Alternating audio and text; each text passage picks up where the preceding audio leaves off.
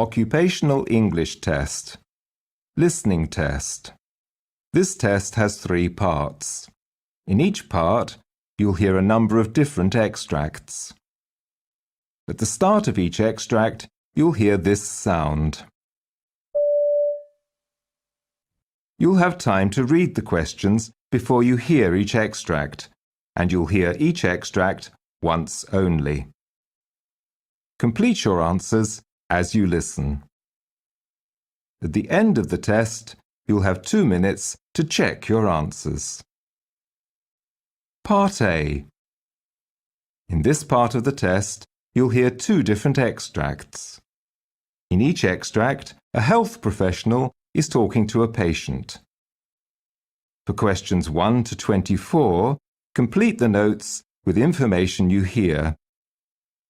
Now, look at the notes for extract 1.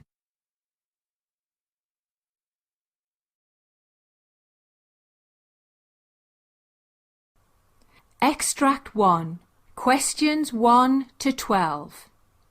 For questions 1 to 12, complete the following notes with a word or short phrase. You now have 30 seconds to look at the notes. You hear a doctor talking to a patient.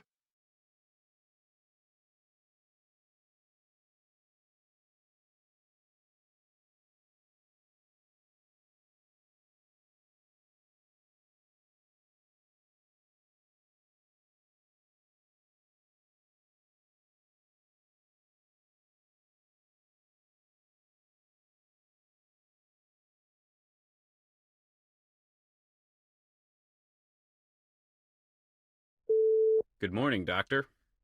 Good morning. Tell me about your problem. I am having severe and recurrent jaw pain, doctor. There's also numbness and tingling along the jaw, teeth, and tongue. How long have you had these problems? For the past 6 months, I even consulted a dentist, but the dental evaluations are normal. I was also diagnosed with a throat infection last week, and I was prescribed Avalox, which I've almost completed. I am taking cough drops and trying to increase fluids. Oh, I see. Do you drink or smoke? No, doctor, but I used to chew tobacco for about 30 years, but I've recently stopped. Okay.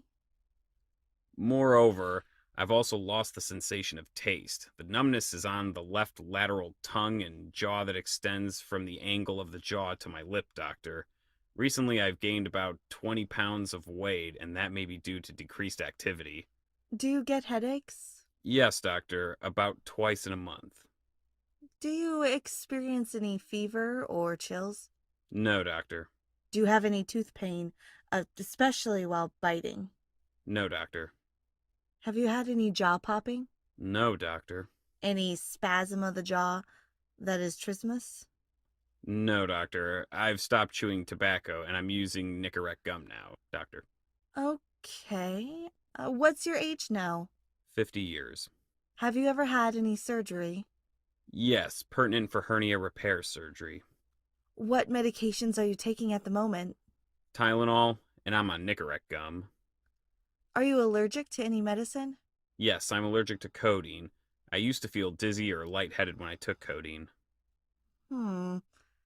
Your blood pressure is 138/82, pulse 64 normal, temperature 98.3, and your weight is 191 pounds.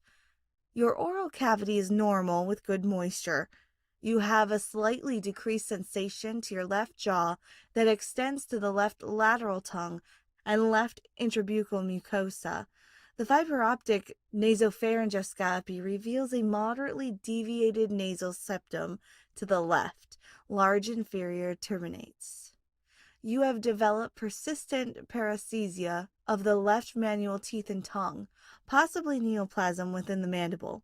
You have also developed hypogeusia with loss of taste and dry mouth syndrome called xerostomia. I would suggest you have a CT of your head, including sinuses and mandible, so that I can evaluate and make sure you have not developed neoplasm. Take plenty of fluids and come and see me again when you get your diagnosis reports.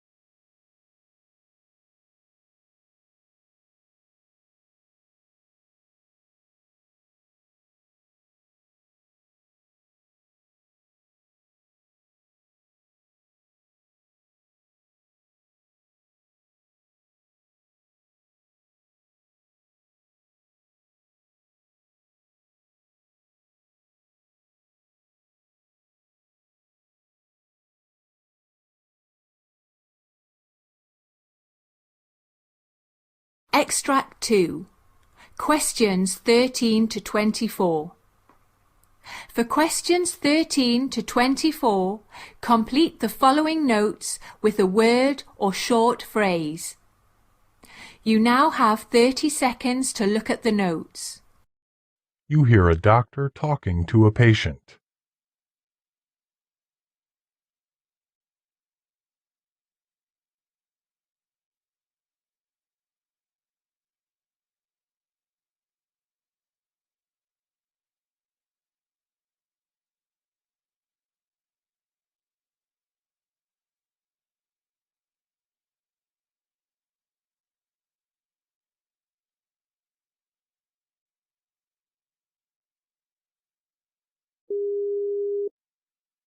Hello, doctor. Good morning. Good morning. May I know your problem? Well, when I was walking into a store yesterday, I felt dizzy and had some cold sweats, some shortness of breath, but there was no chest pain, nausea, or vomiting. I suddenly sat down and lost consciousness for a minute or so. However, there wasn't any tonic-clonic movements. What's your age? 48. Did you had any cyanosis, which means that the skin goes bluish? No, doctor. Then I got up on my own, and even now I'm having mild shortness of breath upon exertion. This is totally unusual for me, doctor. Do you have any fever or syncopal episodes? No, doctor. Have you had any diseases or surgery in the past? Well, a year ago, pulmonary embolism was diagnosed. But during that time, I had an IVC filter placed due to massive gastrointestinal bleeding diverticulosis and gastric ulcers, paroxysmal atrial fibrillation, and no anticoagulation due to history of gastrointestinal bleed. Coronary artery disease status was post-bypass graft surgery at that time. I had to stay in the ICU for 3 weeks due to lower GI bleed again. Okay. What medications are you taking now? Aspirin, potassium, Lasix, levothyroxine, lisinopril, Pacerone, Protonix, Toprol, vitamin B, Zetia, Zyrtec. Are you allergic to any medicines? Yes, to sulfa. Well, your blood pressure is 155/57. Pulse rate is 61. Respiration's 18, and oxygen saturation is 95% on room air. No lymph nodes or masses. No lower extremity edema. No redness or hotness. The laboratory reports show creatine 2.1 and hemoglobin 9.6. Your chest x-ray is clear. You have developed pulmonary embolism with contraindication to anticoagulation due to recurrent gastrointestinal bleed. Status post-IVC filter. You have also developed mitral valve disease, coronary artery disease, and peripheral vascular disease per cardiology. No evidence of chronic thromboembolic disease per VQ scan. We cannot rule out pulmonary hypertension. Shortness of breath upon exertion. You will need a pulmonary function test as an outpatient. I will do oxygen saturation with ambulation to prevent it causing loss of consciousness.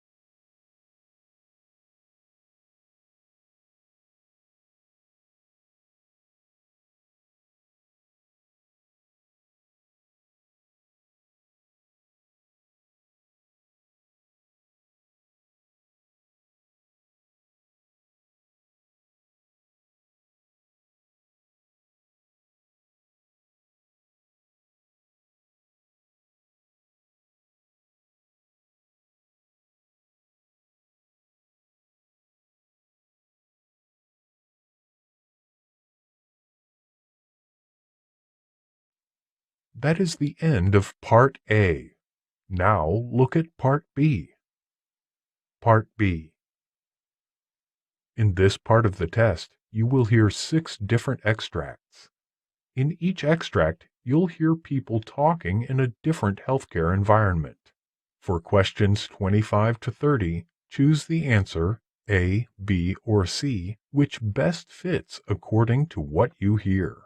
You will have time to read each question before you listen to the audio.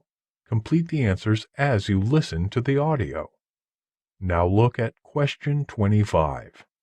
You hear a discussion between a physician and nurse explaining about schistosomiasis and its causes.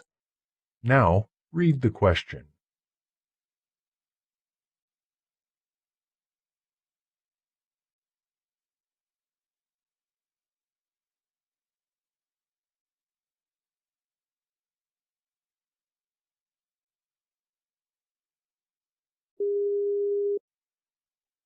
Hello, doctor. What is schistosomiasis, and what are its causes? Schistosomiasis, also termed as bilharzia, is caused by parasitic worms. Although these worms are not found in the U.S., more than 200 million people are affected worldwide by this disease. In terms of impact, this disease stands next to malaria as the most devastating parasitic disease. Schistosomiasis is also considered one of the neglected tropical diseases.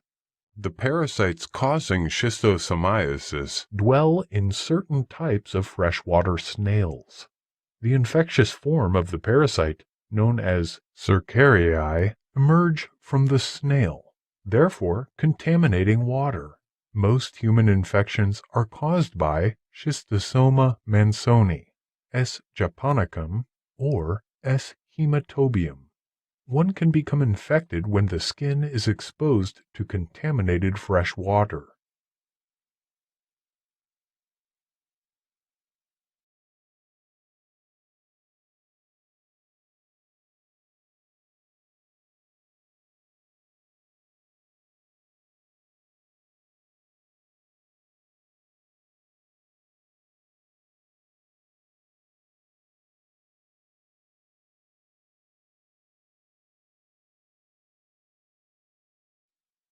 Question 26. You hear a discussion between 2 doctors about the importance of measuring serum amylase or serum lipase. Now read the question.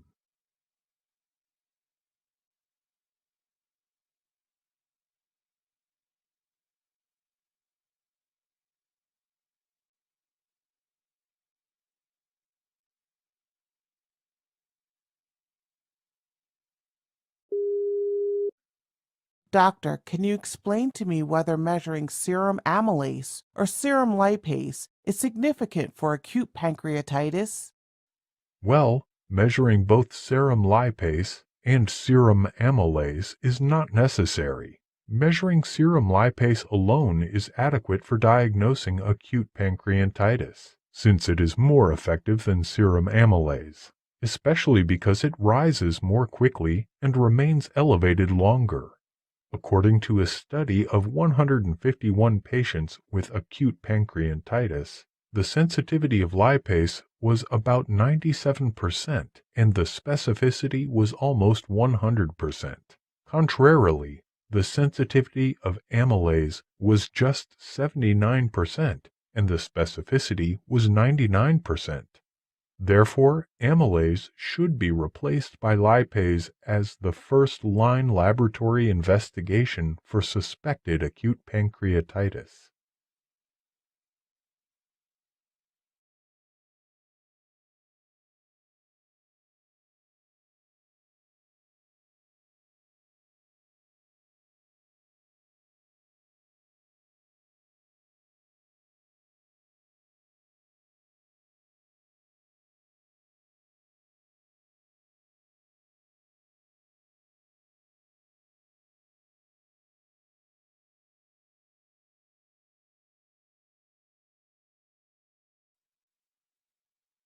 Question 27. You hear a discussion between two doctors about the misdiagnosing of acute cardiorenal syndrome as renal injury due to hypovolemia. Now, read the question.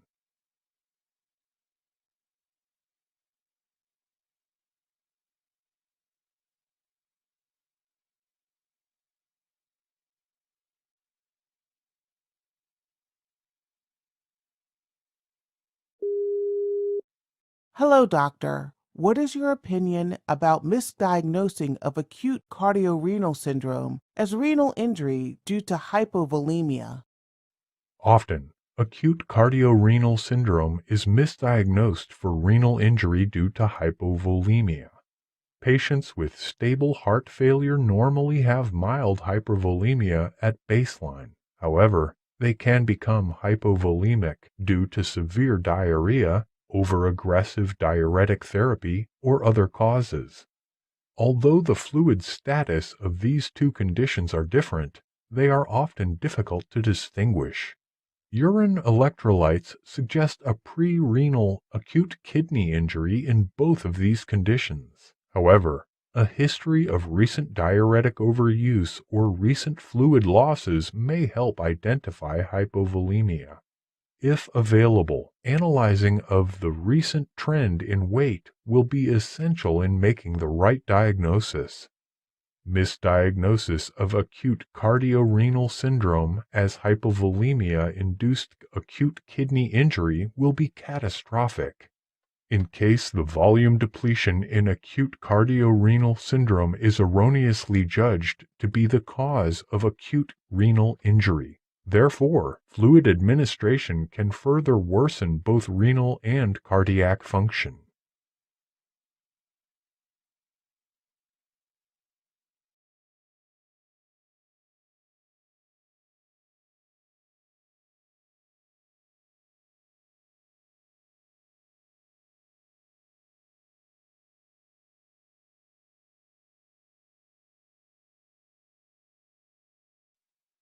Question 28.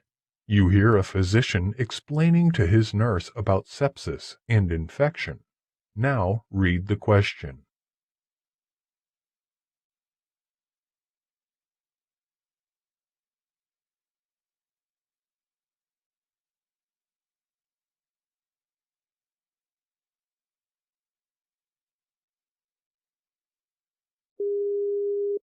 Doctor, what is sepsis? Sepsis is the extreme response from our body to an infection. This is a life-threatening condition, and without timely treatment, sepsis can rapidly cause tissue damage, organ failure, and mortality. This happens when an individual already has an infection in his lungs, skin, urinary tract, or somewhere else, triggering a chain reaction throughout the body.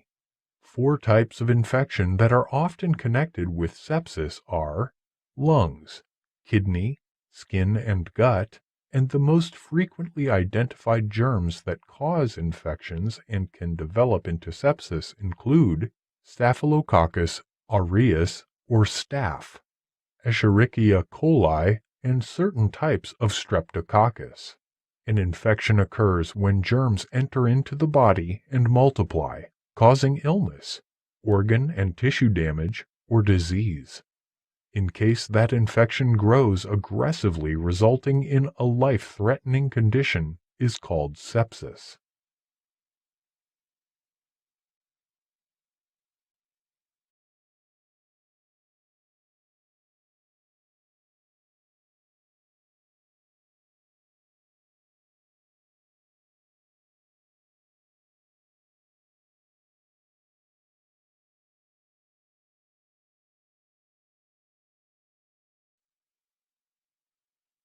Question 29. You hear a discussion between two doctors about brain imaging prior to lumbar puncture in the suspected cases of bacterial meningitis. Now read the question.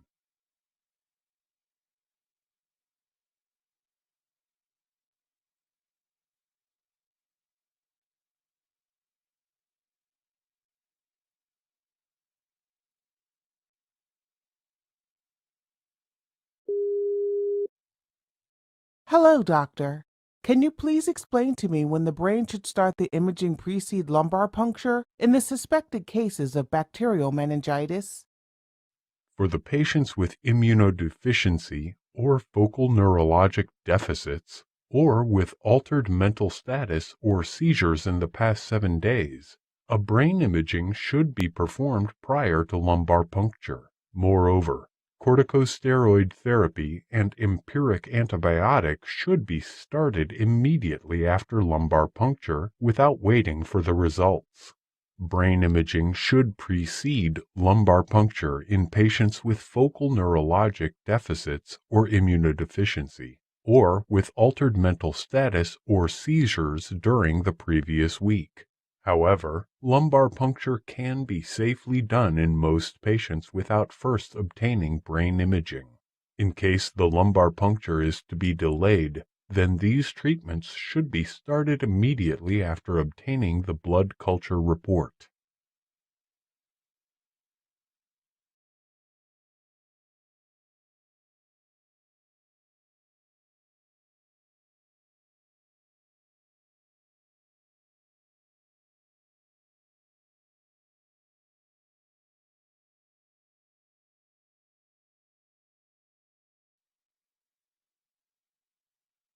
Question 30. You hear a monologue by a physician about managing aneurysmal subarachnoid hemorrhage. Now read the question.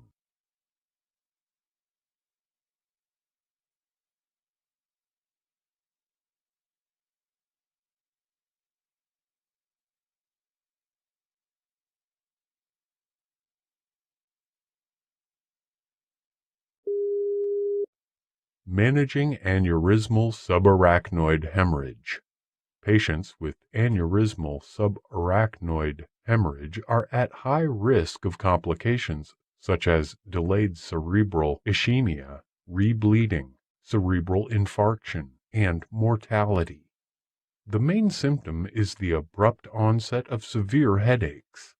When this condition is suspected, a tomography without contrast should be performed. However, positive outcomes are seen when patients are managed in a high-volume center with a specialized neurointensive care unit.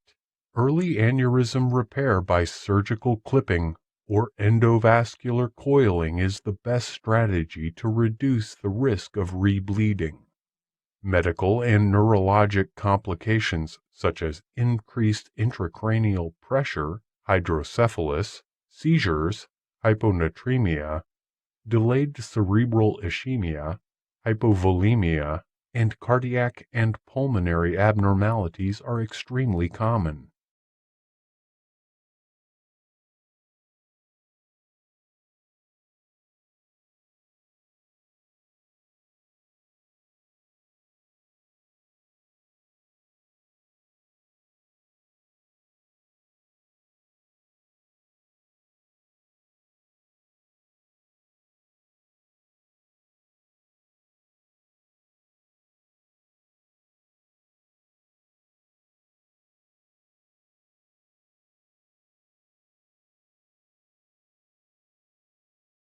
This is the end of Part B. Now look at Part C. Part C. In this part of the test, you'll hear 2 different extracts. In each extract, you'll hear health professionals talking about specific aspects of their work. For questions 31 to 42, choose the answer A, B, or C, which best fits according to what you hear. Complete the answers as you listen to the audio. Now look at Extract 1. Extract 1. Questions 31 to 36. You hear the doctor's lecture on acute cardiorenal syndrome. You have 90 seconds to read questions 31 to 36.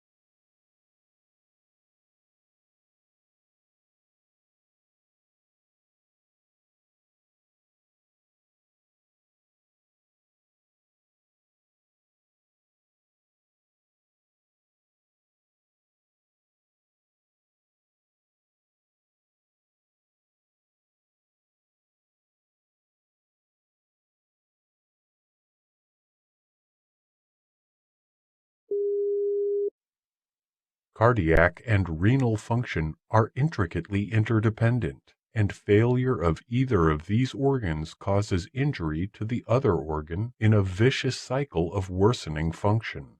We are going to discuss about the acute exacerbation of heart failure or acute cardiorenal syndrome resulting in acute kidney injury, which is a common cause of admission to the intensive care unit.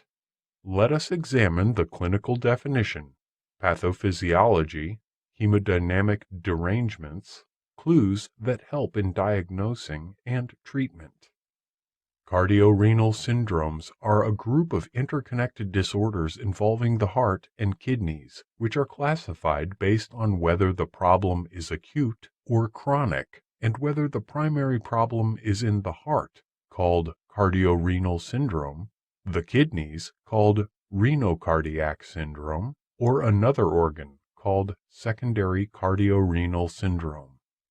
Although the above definitions provide a good general description, there is a necessity of further clarification of the nature of organ dysfunction. Acute renal dysfunction can be unambiguously defined using an akin and rifle classification. Here, akin means acute kidney injury network, and rifle means risk, injury, failure, loss of kidney function, and end-stage kidney disease. On the other hand, acute cardiac dysfunction is an ambiguous term that includes pathophysiologically and clinically distinct conditions. Acute heart failure and cardiogenic shock. Cardiogenic shock is characterized by an abrupt compromise in cardiac pump functioning resulting in global hypoperfusion that is severe enough to cause systemic organ damage. On the other hand, acute heart failure is defined as gradually or rapidly worsening symptoms and signs of congestive heart failure due to worsening pulmonary or systemic congestion. Hypervolemia is the hallmark of acute heart failure, whereas patients with cardiogenic shock may be hypovolemic or normovolemic. Although cardiac output may be mildly decreased in certain cases of acute heart failure, systemic perfusion is adequate to maintain the organ functioning. However, these two conditions cause renal injury by distinct mechanisms and have entirely different therapeutic implications. Reduced renal perfusion because of renal venous congestion is now considered as the major hemodynamic mechanism of renal injury in acute heart failure. On the other hand, in cardiogenic shock, renal perfusion is reduced due to a critical decrease of cardiac pump function. Therefore, the ideal definition of acute cardiorenal syndrome should describe a distinct pathophysiology of the syndrome and provide distinct therapeutic options that can counteract. Hence, we suggest that renal injury due to cardiogenic shock should not be included in its definition. So, discussion of acute cardiorenal syndrome is limited to renal injury caused by acute heart failure. Multiple mechanisms have been implicated in the pathophysiology of cardiorenal syndrome. Sympathetic hyperactivity is a compensatory mechanism in heart failure and may be aggravated in case cardiac output is further decreased. Its effects include constriction of afferent and efferent arterioles, causing decreased renal perfusion and increased tubular sodium and water reabsorption. Different strategies can be followed to prevent acute cardiorenal syndrome. An optimal outpatient diuretic regimen to avoid hypervolemia is very critical. Patients with advanced congestive heart failure should be monitored thoroughly in dedicated heart failure clinics until their diuretic regimen is optimized. Patients should be advised to get their weight checked periodically and seek medical opinion if they observe any increase in their weight or a decrease in their urine output.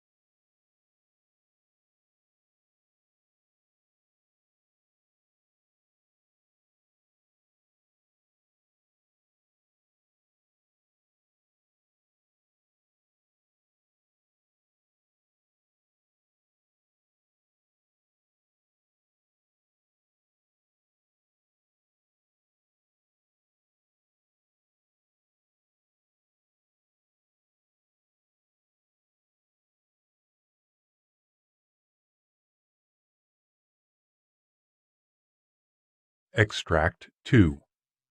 Questions 37 to 42. You hear the doctor giving a lecture on anticoagulation therapy for patients with endocarditis. You have 90 seconds to read questions 37 to 42.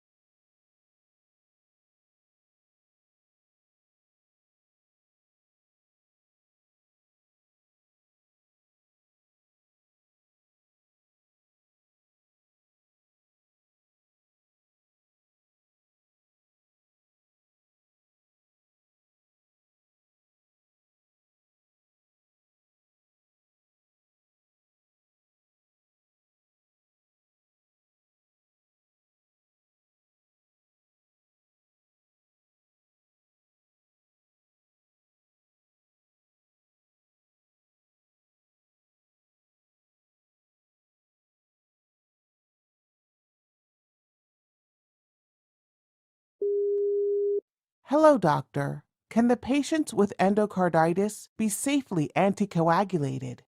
Managing anticoagulation in patients with endocarditis needs a personalized approach, using a careful risk-benefit evaluation on a case-by-case basis. There is a lack of high-quality evidence. Therefore, the recommendations also vary according to the clinical condition. Newly diagnosed native valve with endocarditis itself is not an indication of anticoagulation. The question of anticoagulation arises in patients who have a pre-existing or coexisting indication for anticoagulation, such as deep vein thrombosis, atrial fibrillation, pulmonary embolism, or an artificial prosthetic heart valve. The question becomes yet more complex in patients with cerebrovascular complications and a coexistent strong indication for anticoagulation. Earlier studies have suggested a significant risk of cerebral hemorrhage with anticoagulation in patients with native valve endocarditis. Consequently, some experts have expressed skepticism about these findings.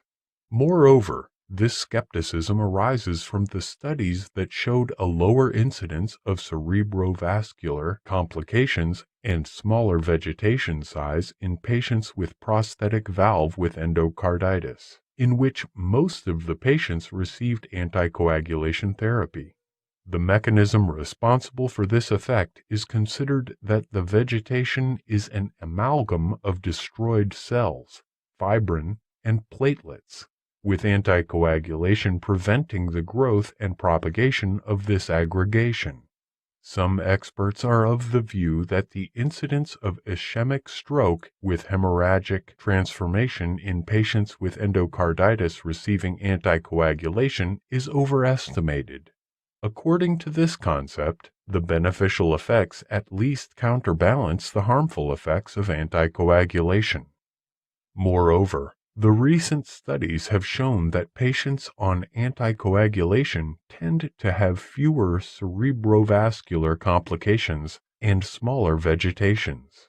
The studies reveal that not only are the cerebrovascular complications less common in patients who were already on anticoagulation when endocarditis was diagnosed, but also there was no increase in the rate of hemorrhagic lesions. These were all non-randomized studies, and most of the patients had native valve with endocarditis diagnosed at an early stage. Significantly, these studies revealed that there were only beneficial effects of anticoagulation if the patient was receiving warfarin before the diagnosis of endocarditis and initiation of antibiotic therapy. No benefits from anticoagulation were seen once antimicrobial therapy had begun. Therefore, starting anticoagulation and antiplatelet therapy for the sole purpose of stroke prevention is not advised for the patients with newly diagnosed endocarditis. For most of the patients with endocarditis and stroke or suspected stroke, anticoagulation and antiplatelet therapy should be temporarily discontinued.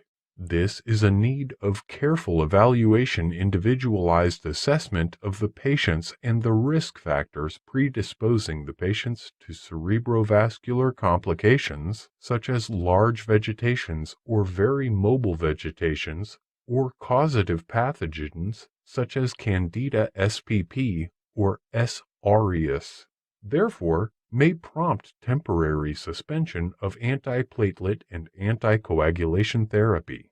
In case there is a clear pre-existing or coexisting indication for these agents and surgery is not expected, consider continuing anticoagulant and antiplatelet therapy, providing that patients are free from the risk factors described above and suspicion of stroke has been excluded.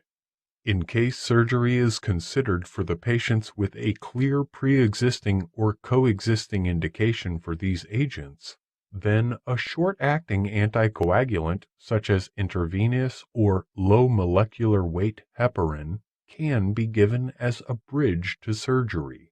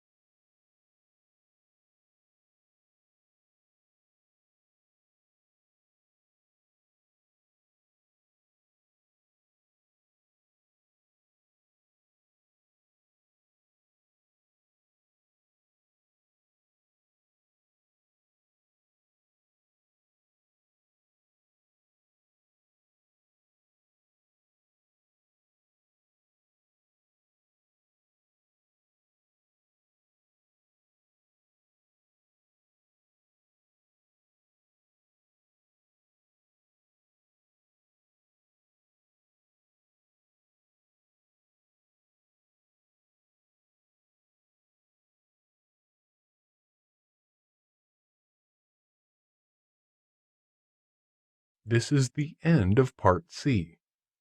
You now have 2 minutes to check your answers.